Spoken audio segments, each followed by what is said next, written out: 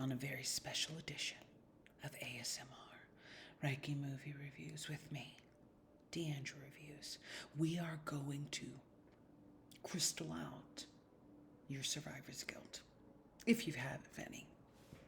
Really, we're just pushing out any guilt that makes you feel you don't deserve the best, or that you owe somebody your best when you don't, or that you are being manipulated by someone to return to the bottom, to the worst of you, which happens with survivor's guilt.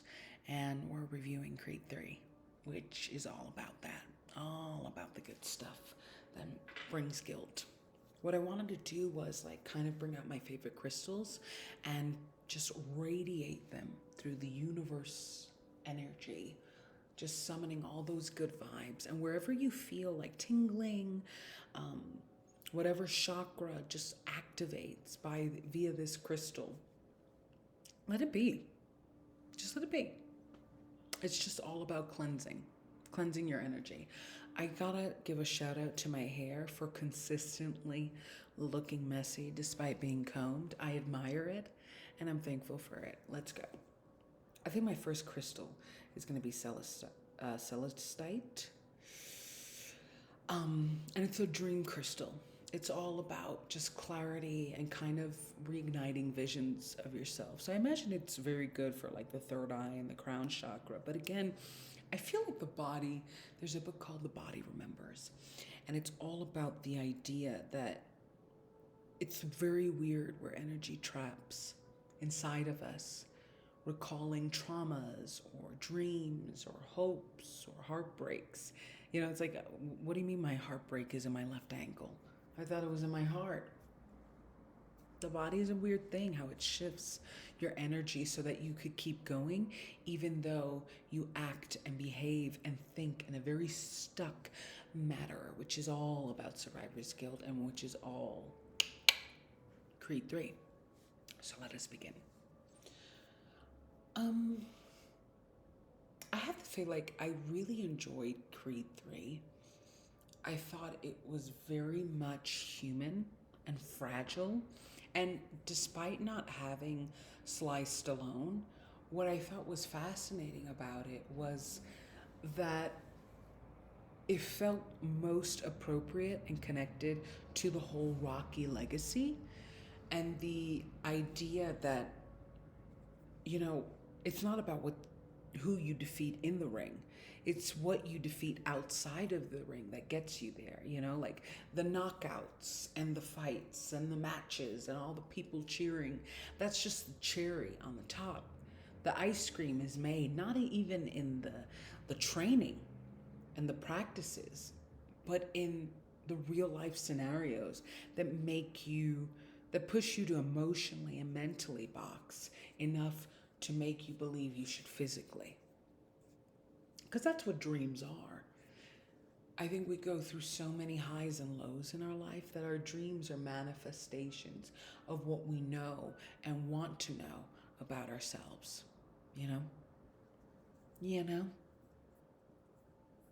And this kind of, I want to say episode, because it really does feel like the Creed series, the Rocky series, they feel like episodes into this giant theme about perseverance. And I think in this episode of Perseverance, we learn the guilt that comes with actually rising from the bottom and leaving so many people behind. People that loved you, people that didn't, people that you owe, people that owe you. And whether or not, even if they hurt you, even if they healed you, do you owe either of those people? Do I owe you revenge if you hurt me years ago? Do I owe you healing if you healed me years ago? If I'm a completely different person than the person you knew, what does the new version of me actually owe you? Are you still the old version of you? Because I grew. And it's so fascinating. It felt so philosophical. And it was done by Ryan Coogler and directed by Michael B. Jordan, who does a fantastic visual job of kind of bringing the guttural nature, the emotional nature of boxing. You know, when he gets in the ring, you just feel like he's trying to punch some type of regret or sadness or doubt or insecurity or intrusive thought that is just like in him, which is totally what, in some ways, exercise and all our little nature hikes are all about. You know, we're trying to materially, physically purge something that emotionally is just not leaving. And I can meditate and I can write my affirmations, but you just need to hit something sometimes, legally, of course, legally. And I don't know, it really, I felt like this film was so like pertinent to, especially now in the space that we're living in, where more people are, the pandemic, just like if you were here, it brought you here. A lot of people suffered. They didn't just die, they lost a lot of their things, their dreams, their hopes. And we're 3 years away from 2020, and a lot of us still haven't recouped. We still don't feel 100% ourselves. And we don't know if we could go back to who we were, if we could ever get back to that 100%, or even if there's a new kind of 100%. And this is where Damien comes in. Because I think, I'm going to do some gold lepidolite, which is for depression. Feel it where you may. And it's funny that I choose that with Damien, who's played by Jonathan Majors. I felt like his role was, I felt like he embodied my darkness and our darkness, our insecurities. I'm a very generous person. I'm a very helpful person. I'm a very loving person, and I've helped people that have screwed me over, left me in the dust. And they are doing well. They rose. They're okay. And they got things that I wanted. And I think what Jonathan, as Damien, embodies is the bitterness of brilliance. And I put it in my written review, because I do written reviews. Check it out, diandrareviews.com.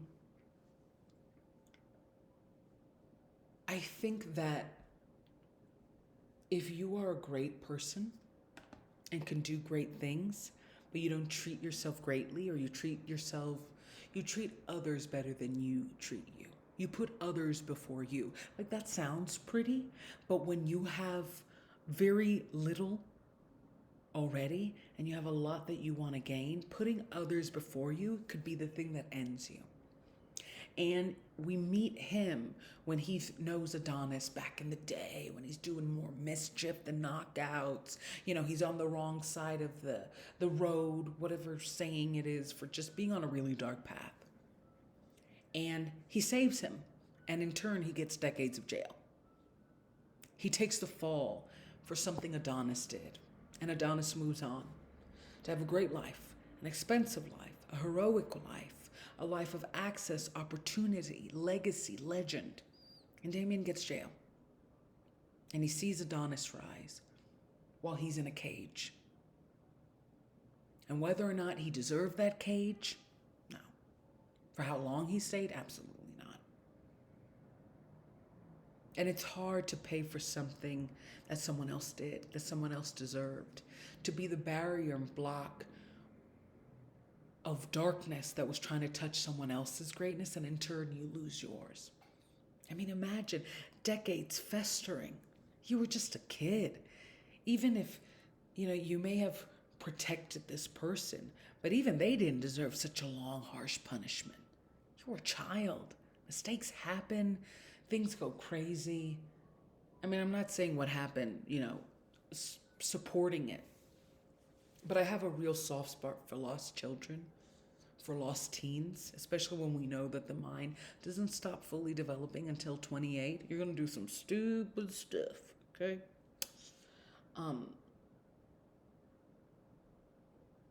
But I felt for Damien, which is why when you meet him, you just know Adonis Creed is in danger. You know, I wouldn't go back to somebody who ruined my life and be like, friends, you know, and he goes back like that. And I think Adonis feels this sense of, I did participate in your demise. In some ways, I do have a great life because you took the fall for something I did.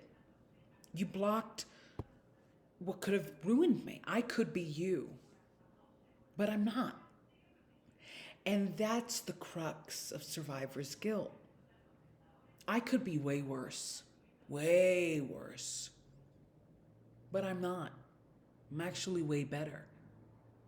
And how much I need to give you, I should give you, I want to give you, I deserve to give you is up in the air, because how much of that sabotages me?